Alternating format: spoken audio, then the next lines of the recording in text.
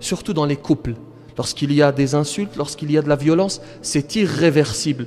Tu peux très difficilement retourner en arrière. Une fois que la parole est sortie, une fois que le coup est sorti, même si c'est dans la colère, on me dit « mais j'étais en colère ». Évidemment que tu étais en colère.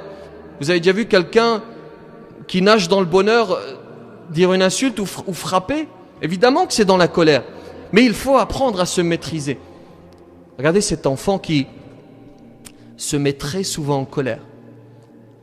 Très colérique. Et le père cherche une solution. Et à un moment donné, il trouve, il réfléchit, puis il se dit, voilà peut-être la solution. Il donne à cet enfant un sac plein de clous. Il lui dit, vois-tu le jardin, le mur dans le jardin, à chaque fois que tu te mettras en colère, tu vas planter un clou sur ce mur. Et effectivement, c'est ce qu'il va faire. À chaque fois qu'il se met en colère, il va dans le jardin et il plante un clou. Et à un moment donné, il constate physiquement le nombre. Il constate qu'il se met très souvent en colère. C'est très intelligent ce que le père a demandé à son fils. Il constate réellement qu'il est très colérique. Et avec cette prise de conscience, il entreprend une réforme.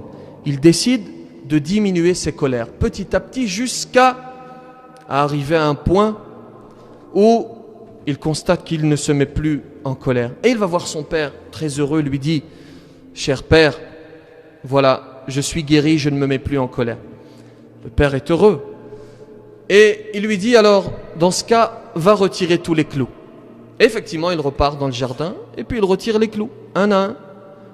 Il se représente devant son père, plutôt son père le rejoint dans le jardin. Il lui dit, regarde, c'est très bien, tu as retiré les clous, mais observe ce mur. Il manque quelque chose. Le mur est criblé de trous, des orifices partout sur le mur. Il lui dit, voilà.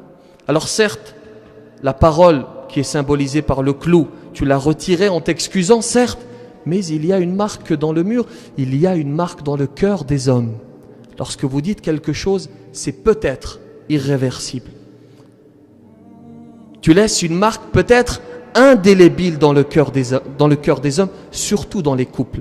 Il y a un proverbe arabe qui dit « Tu es le maître des paroles que tu n'as pas prononcées et tu deviens esclave des paroles que tu laisses échapper. » Qu'Allah subhanahu wa ta'ala nous accorde de maîtriser nos colères. Assalamu alaikum, alaikum, yeah. Assalamu